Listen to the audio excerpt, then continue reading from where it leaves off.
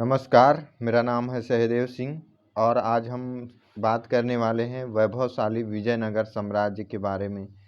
विजयनगर साम्राज्य जो कि दिल्ली सल्तनत कालीन समकालीन साम्राज्य था। विजयनगर दक्षिण भारत का एक अलग साम्राज्य, वैभवशाली साम्राज्य, हिंदू राज्य के रूप में जाना जाता है। तो विजयनगर अक्सर अक्सर जो है एग्ज़ाम में पूछे जाते हैं। इसके महत्व, इसके जो धार्मिक जो है सामाजिक स्थिति के बारे में पूछा जाता है। तो आइए शुरुआत करते हैं हम विजयनगर साम्राज्य के ऑडियो आर्टिकल को। विजयनगर साम्राज्य की स्थापना हरिहर और बुक्का नामक दो भाइयों द्वारा 1336 ईस्वी में की गई थी। हरिहर और बुक्का वारंगल के काकतीय के सामंत थे। तुगलकों ने वारंगल पर आक्रमण कर उसे नष्ट कर दिया, अतः दोनों भाई हरिहर और बुक्का काम्पिली तथा आनेगोंडी वर्तमान कर्नाटक में आकर बस गए। ऐसा माना जाता है कि मोहम्मद बिन तुगलक के एक विद्रोही को हरिहर और बुक्का द्वारा शरण दिए जाने के कारण काम्पिली पर आक्रमण किया गया। आक्रमण के पश्चात हरिहर और बुक्का को बंदी बनाकर दिल्ली ले जाया गया, जहां उन्होंने इस्लाम धर्म स्वीकार किया। इस्लाम धर्म स्वीकार करने के उपरांत इन्हें विद्रोहियों के दमन के लिए दक्षिण भारत भेजा गया। दक्षिण भारत में फैली अराजकता और तुर्क सत्ता विरोधी लहर का फायदा उठाकर तुंगभद्रा नदी के किनारे सामरिक रूप से महत्वपूर्ण स्थान को विजयनगर के रूप में बसाया और शासन करने लगे। हरिहर और बुक्का ने अपने पिता की स्मृति में संगम वंश की नींव रखी। इस्लाम धर्म त्याग कर पुनः दोनों भाइयों ने अपने गुरु विद्यालय की प्रेरणा से हिंदू बने। विजयनगर साम्राज्य के 4 राजवंशों संगम वंश, सालू वंश, तुलु वंश और आराविडु वंश ने 300 वर्षों से अधिक समय तक शासन किया। विजयनगर साम्राज्य की राजधानियां भी बदलती रही, जिनका क्रम है आनेगोंडी, विजयनगर, हम्पी, पोनुकोंडा तथा चंद्रगिरी। विजयनगर का वर्तमान नाम हम्पी या हस्तिनावती है। संगम वंश, सबसे पहले संगम वंश के प्रमुख शासक हरिहर प्रथम। 1336 ईस्वी में हरिहर प्रथम 1336 से 1356 ईस्वी तक विजयनगर का शासक बना। हरिहर प्रथम ने अपने शासन काल में विजयनगर साम्राज्य का सीमा विस्तार किया। अपने शासनकाल के 7वें वर्ष में वह अपनी राजधानी आनेगोंडी से विजयनगर ले आया। 1346 ईस्वी तक होयसल राज्य का संपूर्ण क्षेत्र विजयनगर की सीमा में आ गया था। चूंकि इसका साम्राज्य चारों तरफ से शत्रु शक्तियों से घिरा था, अतः इसने राजा या महाराजाधिराज की उपाधि धारण नहीं की, क्योंकि इस नवोदित राज्य से पुरानी शक्तियां ईर्ष्या भाव रखती थी। 1347 ईस्वी में बहमनी साम्राज्य की स्थापना के बाद विजयनगर साम्राज्य का विस्तार रुक गया। 1356 ईस्वी में हरिहर प्रथम की मृत्यु के बाद बुक्का प्रथम अगला शासक बना। बुक्का, इसने 1356 से 1377 ईस्वी तक, इसका भी कार्यकाल बहुत लंबा रहा।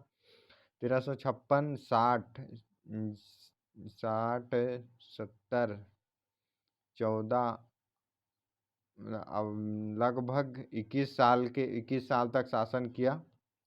इसके वेदमार्ग प्रतिष्ठापक की उपाधि धारण की। बुक्का के शासनकाल में विजयनगर उत्तर में तुंगभद्रा घाटी से दक्षिण में तमिल तथा चेर राज्य वर्तमान केरल को मिलाते हुए रामेश्वरम तक विस्तृत था। बहमनी शासक से संघर्ष और तत्कालीन शासक मुहम्मद शाह प्रथम के साथ हुए युद्ध में पहली बार तोपों का प्रयोग किया गया। बुक्का प्रथम ने बहमनी साम्राज्य के अधीन मुदगल के किले पर आक्रमण कर संघर्ष की शुरुआत की। इसने मदुरई के राजा के विरुद्ध भी सफल अभियान किया, जिसमें उसके पुत्र कंपन की विशेष भूमिका थी। कंपन की पत्नी गंगा देवी ने उसके इस पराक्रम पर संस्कृत में मदुरै विजयम नामक पुस्तक लिखी। बुक्का प्रथम को साहित्यकारों ने तीन समुद्रों का स्वामी कहा, किंतु इसने भी महाराज की पदवी धारण नहीं की। बुक्का प्रथम ने अपनी वैश्विक नीति का विस्तार करने के लिए एक दूतमंडल चीन भेजा। माना जाता है कि हरिहर व बुक्का ने संयुक्त शासन चलाया। विदित है कि पहली बार कुषाणों ने संयुक्त शासन चलाया था। उसके बाद बुक्का प्रथम के बाद जो है हरिहर द्वितीय आता है। 1377 में बुक्का प्रथम की मृत्यु के उपरांत हरिहर द्वितीय शासक बना। हरिहर द्वितीय ने अपने पूर्ववर्ती हरिहर प्रथम, बुक्का प्रथम दोनों राजाओं के विपरीत राज परमेश्वर व महाराजाधिराज जैसी उपाधियां धारण की। हरिहर द्वितीय ने कनारा, मैसूर, चित्रिनापल्ली तथा कांची को जीतकर अपने साम्राज्य में मिला लिया। तत्कालीन बहमनी शासक मुहम्मद शाह द्वितीय शांतिप्रिय व्यक्ति था तथा हरिहर द्वितीय को राजनीतिक प्रभुत्व दिलाने का मौका मिला और उसने बहमनी से गोवा व बेलगांव छीन लिया। साम्राज्य विस्तार की नीति के तहत उसने श्रीलंका पर भी आक्रमण किया। ऋग्वेद के सुप्रसिद्ध टीकाकार सायण इसके प्रधानमंत्री थे। इरुगप्पा नामक जैन मतानुयायी इसका सेनापति था, जिसने रत्नमाला की रचना की। इसके शासन काल में ही विजयनगर साम्राज्य के व्यापार को बढ़ावा मिलने लगा। 1406 में उसकी मृत्यु हो गई। मृत्यु के बाद उसके पुत्रों में सत्ता के लिए संघर्ष छिड़ गया, जिससे अंततः देवराय प्रथम सफल रहा। देवराय प्रथम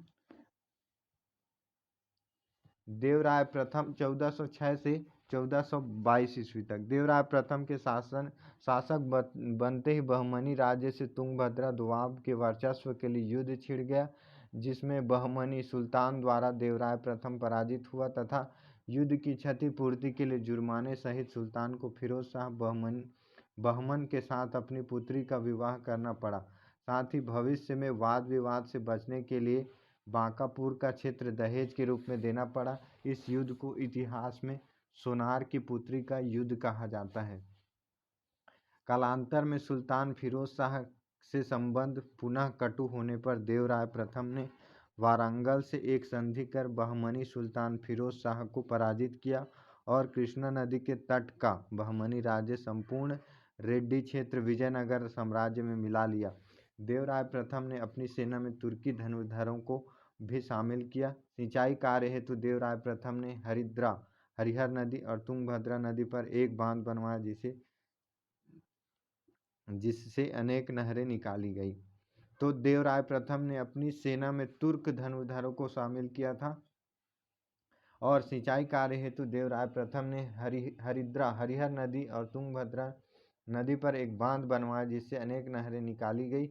इसके शासनकाल के अंतिम दिनों में प्रसिद्ध इटली यात्री निकोलो डी कांटी आया और देवराय प्रथम को शक्तिशाली राजा कहा।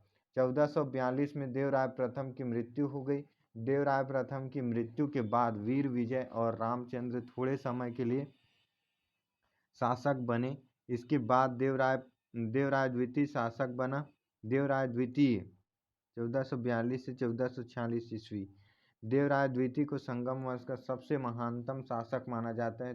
देवराय द्वितीय ने अनेक उपाधियां जैसे गजबेडकर, हाथियों का शिकारी तथा इम्मादी देवराय आदि धारण की। हर विलासम पुस्तक के लेखक श्रीनाथ तेलुगु विद्वान इसके दरबार में रहते थे। देवराय द्वितीय ने कवि श्रीनाथ को कवि सार्वभौम कवियों का राजा की उपाधि से सम्मानित किया। देवराय द्वितीय ने सेना तथा प्रशासन का पुनर्गठन किया और भारी संख्या में मुसलमानों को अपनी सेना में शामिल किया।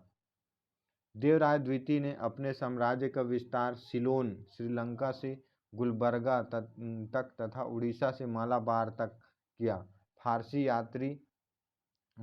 यात्री अब्दुल रज्जाक ने इसी के शासनकाल में विजयनगर की यात्रा की थी। उसे खुरासान के सुल्तान मिर्जा शाहरुख ने अपने दूत के रूप में भेजा था। अब्दुल रज्जाक विजयनगर को संसार के देखे गए और सुने गए नगरों में सबसे भव्य मानता है।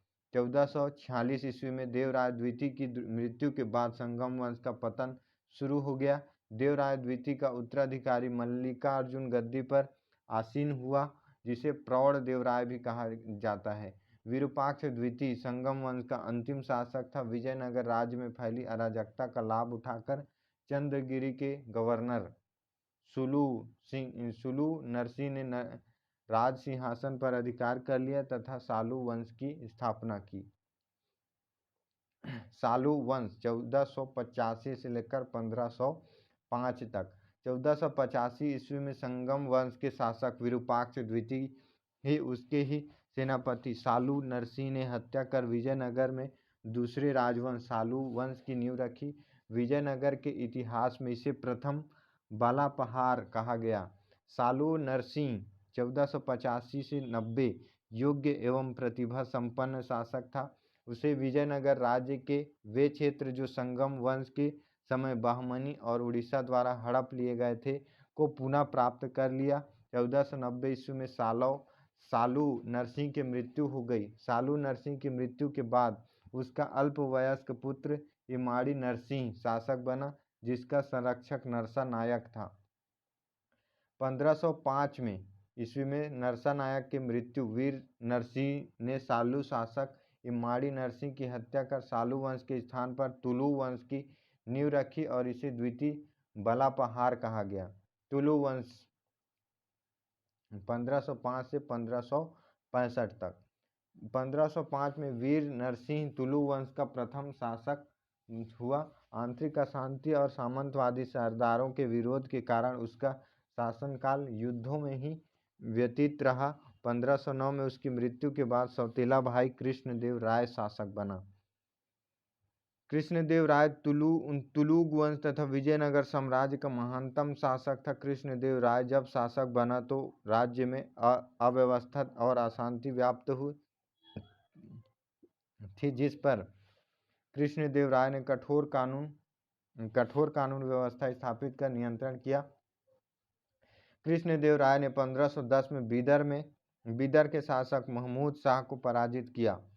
1512 में रायचूर दोआब के गुलबर्गा के दुर्गों को भी जीत लिया। 1513 से 18 के बीच उड़ीसा के गजपति शासक के विरुद्ध कई बार युद्ध अभियान किया। उड़ीसा के शासक प्रताप रुद्र देव ने कृष्णदेव राय से संधि कर उसे अपनी पुत्री का विवाह कराया। 1520 ईस्वी में कृष्णदेव राय ने गोलकुंडा को हराकर वारंगल पर अधिकार कर लिया। अतः मात्र 10 वर्षों में कृष्णदेव राय ने अपने सभी विरोधियों को पराजित कर दक्षिण भारत में स्वयं एवं विजयनगर की प्रभुसत्ता को सिद्ध कर दिया। कृष्णदेव राय के पुर्तगाली यात्रियों से संबंध मैत्रीपूर्ण थे। इन संबंधों में मिलने वाली सुविधाओं एवं लाभों के द्वारा पुर्तगालियों ने पश्चिमी समुद्र में अपनी नौसेना का विकास भी कर लिया था। कृष्णदेव राय महान शासक एवं विद्वान था, जिस कारण उसे विद्वानों की परख भी थी। उसने अनेक विद्वानों को संरक्षण प्रदान किया था। उसके दरबार में 8 विद्वान अष्टदिग्गज निवास करते थे। अष्टदिग्गज तेलुगु कवियों में पेड्डाना सर्व प्रमुख थे। कृष्णदेव राय ने तेलुगु में आमुक्तमाल्यद नामक पुस्तक की रचना की, जो कौटिल्य के अर्थशास्त्र की तरह ही राजव्यवस्था पर आधारित थी। कृष्णदेव राय को उसकी सांस्कृतिक उपलब्धियों के कारण आंध्र भोज कहा जाता है। उसका काल तेलुगु साहित्य का क्लासिकल युग माना जाता है।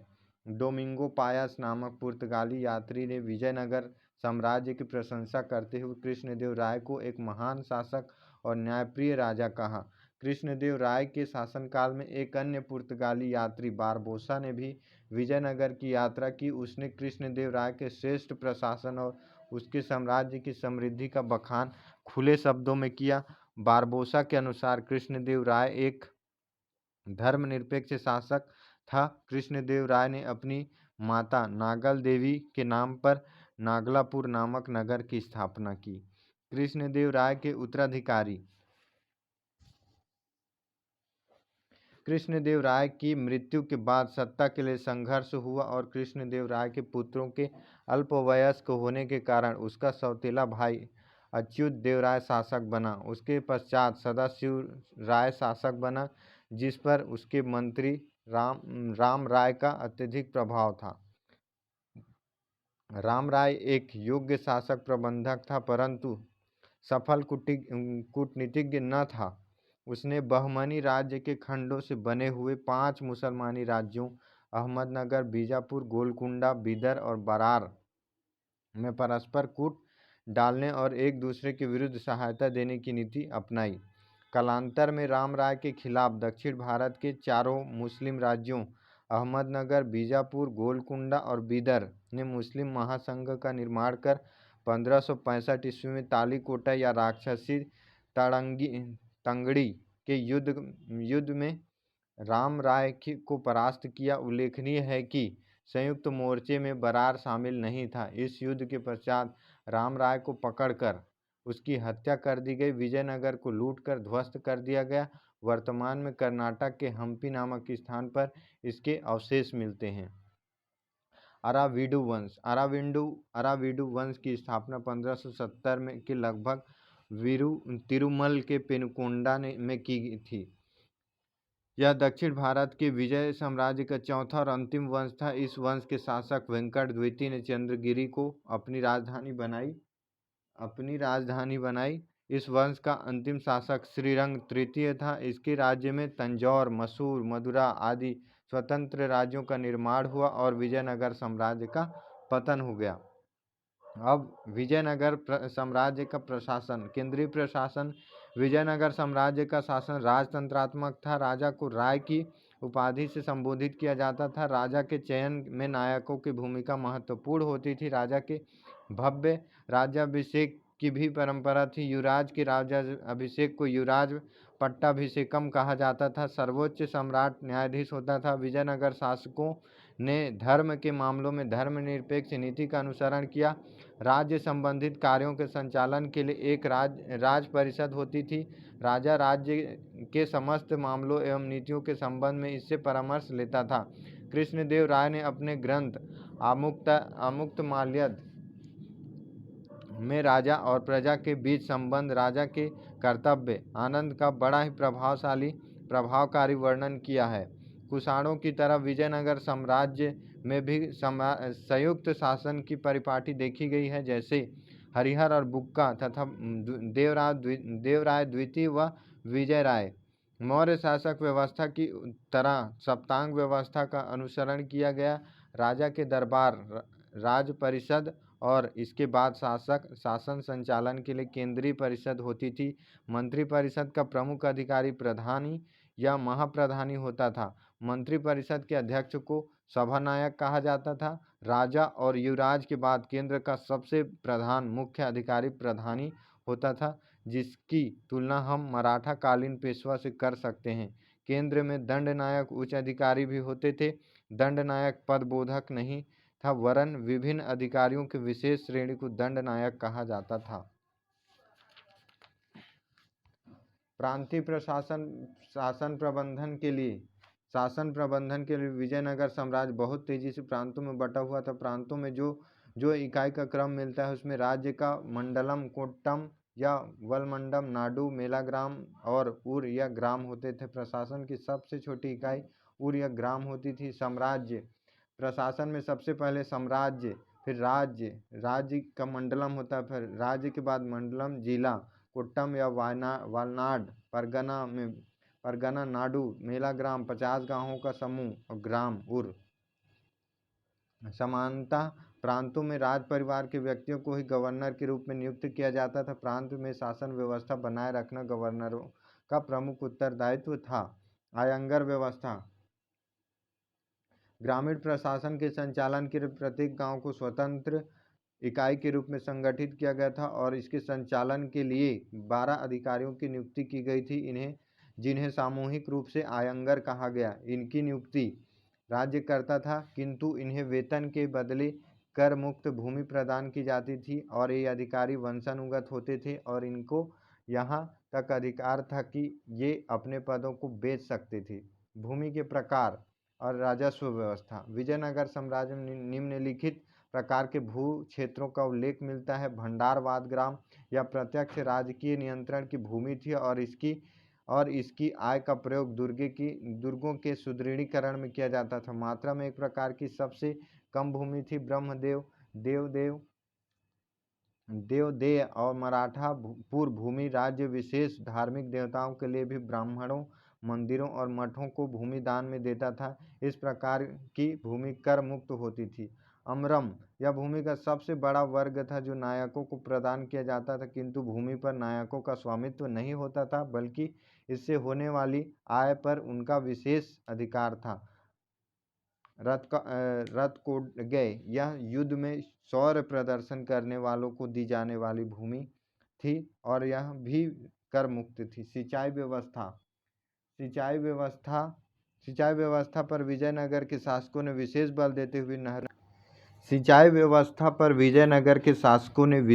देते हुए नहरों एवं बांधों का निर्माण करवाया था। यहाँ तक कि सिंचाई साधनों का विकास करने वालों को राज्य कर मुक्त भूमि भी दे सकता था और सिंचाई साधनों के पुनर्निर्माण के लिए राज्य द्वारा स्थानीय करों की माफी का भी उल्लेख मिलता है। यदि कहीं सिंचाई व्यवस्था नष्ट हो जाती थी तो राज्य अपने साधनों से उसकी मरम्मत करवाता था। सिंचाई व्यवस्था में पूंजी निवेश द्वारा भी आय प्राप्त की जाती थी, जिसे तमिल क्षेत्र में दासवंदा तथा आंध्र व कर्नाटक क्षेत्र में कोटगुडगय कहा जाता था। भू राजस्व यह साम्राज्य की आय का सबसे बड़ा स्रोत था, जो सामान्य तौर पर हिंदू विधि के अनुसार उपज का 1/6 होता था। ब्राह्मणों तथा मंदिरों की भूमि पर क्रमशः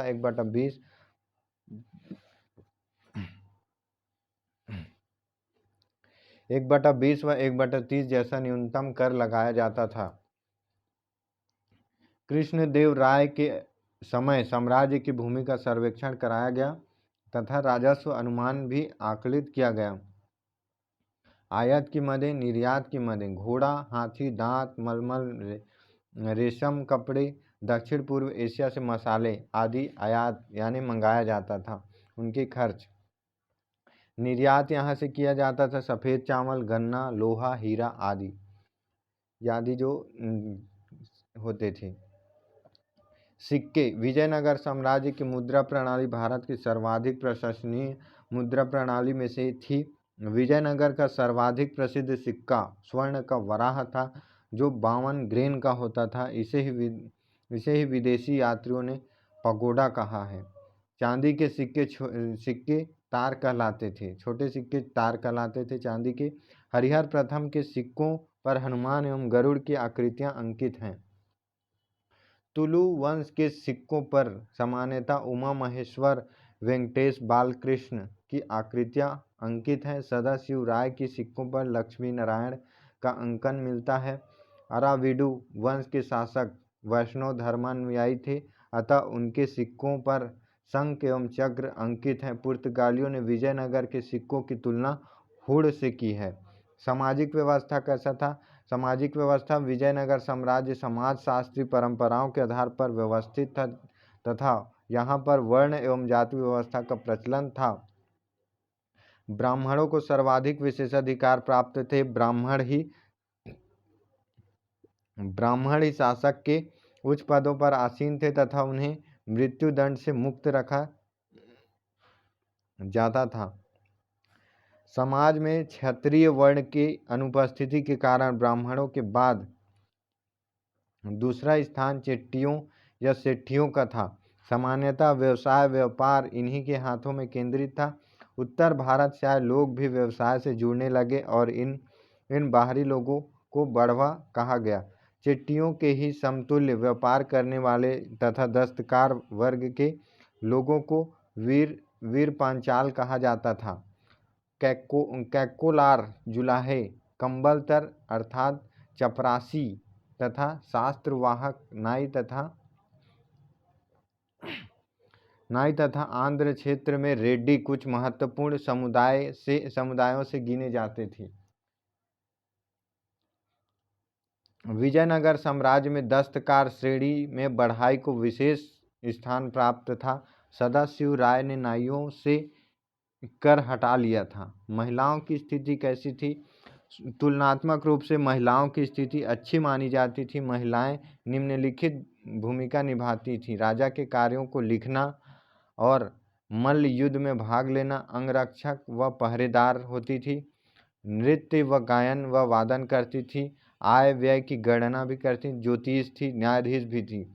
साम्राज्य में गणिकाओं की भी उपस्थिति थी, जो पहले से ही दक्षिण भारत में सामाजिक व्यवस्था का अंग बन चुकी थी। विशेष यह है कि इन पर अध्यारोपित कर के द्वारा ही पुलिस को वेतन दिया जाता था। समाज में पर्दा प्रथा का प्रचलन नहीं था। सती प्रथा का उल्लेख विभिन्न विदेशी यात्रियों ने भी किया है, जिसमें बारबोसा, नुनीज व सीजर फ्रेडरिक विशिष्ट हैं। सती प्रथा को पवित्र माना गया है, किंतु यह नायकों तथा राज परिवारों में ही सीमित थी, चेट्टियों व ब्राह्मणों में नहीं।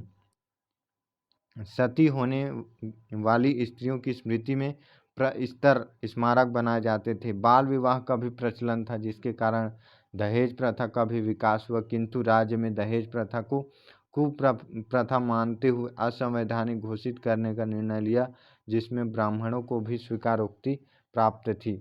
विधवा विवाह मान्य होता था, संभवतः इस पर भी टैक्स लगाया लगता था, जिसे कृष्णदेव राय ने समाप्त कर दिया।